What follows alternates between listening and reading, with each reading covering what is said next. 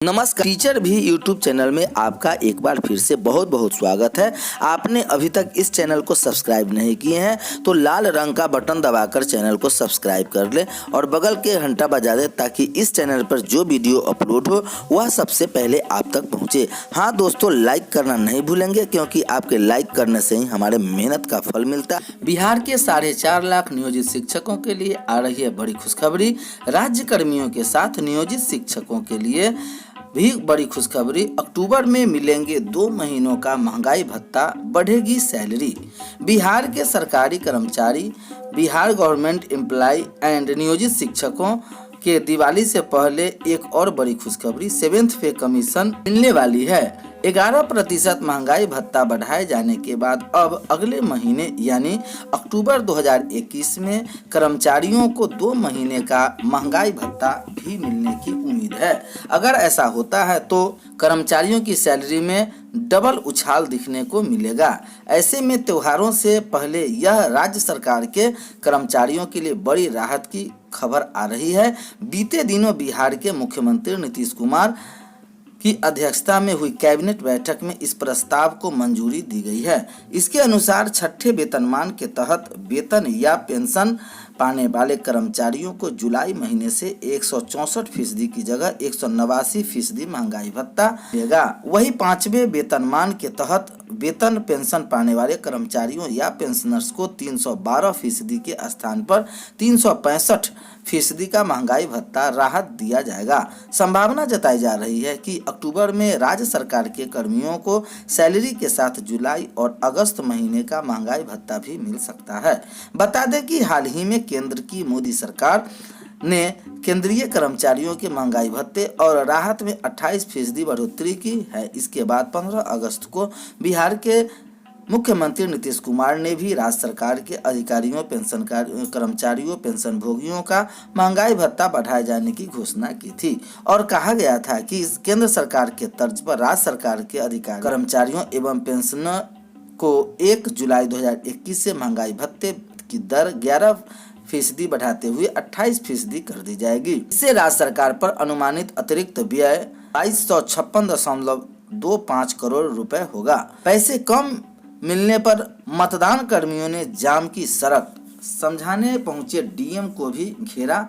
ये खबर हाजीपुर से आ रही है, जहां द्वितीय चरण में हाजीपुर सदर प्रखंड अंतर्गत 23 पंचायत में होने वाले चुनाव को लिए मतदान कर्मियों ने प्रखंड कार्यालय परिसर में जमकर हंगामा किया। त्रिस्तरीय चुनाव के लिए प्रखंड क्षेत्र के विभिन्न पंचायतों में चुनाव कराने के लिए प्रतिनियुक्त मतदान कर्मियों को सामग्री लेने के लिए सुबह 8 बजे से देर रात तक नवनिर्मित प्रखंड कार्यालय परिसर में मजमा लगा रहा। दोपहर लगभग 1 बजे प्रखंड कार्यालय पहुंचे डीएम उदिता सिंह व एसपी मनीष कुमार को मतदान कर्मियों ने स्थिति से अवगत कराया, अपनी नाराजगी प्रकट की। मतदान कर्मियों ने दोनों पदाधिकारियों का घेराव कर कुव्यवस्था के प्रति अपनी नाराजगी व्यक्त की। मतदान कर्मियों के प्रतिनियुक्त के लिए चयनित स्थल पर मतदान कर्मियों को बैठने तक की जगह नहीं मिल रहा था। मतदान सामग्री लेने पहुंचे कर्मचारियों के बताए ऐसी अराजकता की स्थिति अब से पहले कभी नहीं दिखाई गई। कर्मियों को बैठने तक की जगह नहीं है। हाजीपुर मुजफ्फरपुर सड़क को जाम, कर्मियों ने जताया विरोध। चुनाव कार्य के लिए प्रतिनियुक्त किए गए कर्मियों का गुस्सा उस वक्त फूट पड़ा जब आयोग के निर्देशानुसार निर्धारित राशि से कम राशि उपलब्ध कराए जाने पर कर्मचारियों ने जमकर हंगामा किया।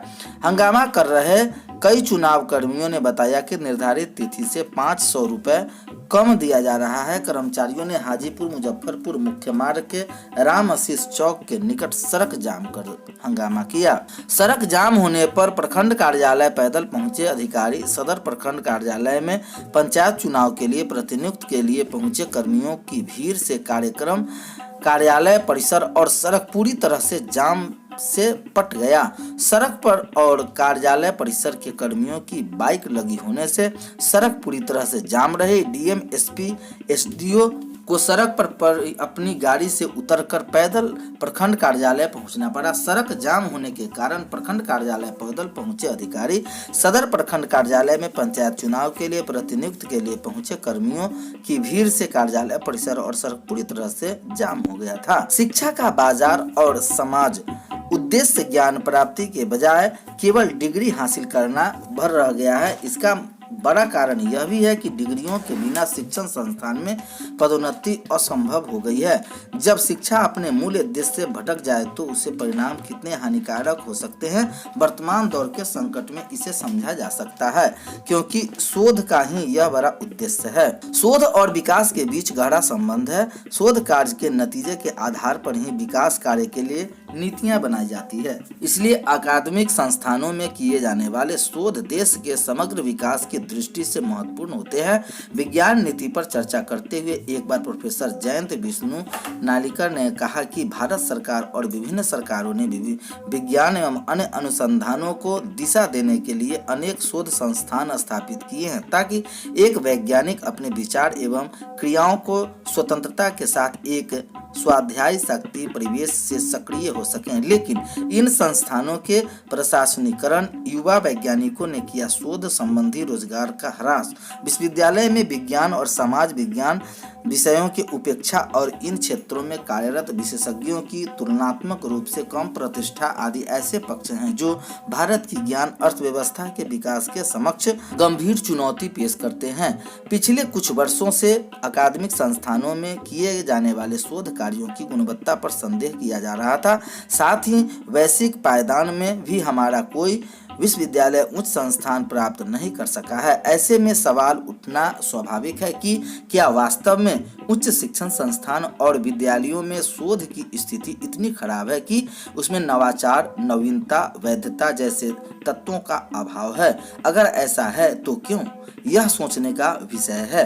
वर्ष 2020 में कोविड के दौर में वैज्ञानिक शोध की संख्या में अभूतपूर्व वृद्धि हुई।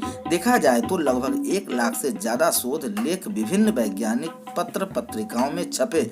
लेकिन चिंता की बात यह है कि इन वैज्ञानिक लेखकों जो बहुस्तरीय बौद्धिक समीक्षा होती, अब वह समाप्त सी हो गई है। इसके कारण अकादमिक धोखाधड़ी और अनैतिक व्यवहार बढ़ रहा है। इसलिए वैज्ञानिक शोध आलेखों की संख्या बढ़ने के साथ साथ गुणवत्ता में गिरावट भी आती है। देखा जाए तो यह न केवल शैक्षणिक जगत के लिए अपितु समाज व राष्ट्र के विकास के लिए भी गंभीर चिंता का विषय है। इसमें कोई दो राय नहीं है कि वैज्ञानिक शोध जो एक निश्चित परिणाम लेकर विकसित होने चाहिए वे अब नहीं हो रहे हैं। ऐसा लगने लगा है कि वर्तमान में हो रहे शोध विशेषज्ञ रूप से विज्ञान के क्षेत्र में किए जाने वाले शोध बाजार की लाभ पहुंचाने वाली सूचनाएं ही उपलब्ध कराने में जुटे हैं, जबकि वैज्ञानिक सूचनाएं पूर्वग्रहों व व्यक्तित्व मूल्यांकनों से रहित और विश्वसनीय होनी चाहिए, न कि बाजार केंद्रित।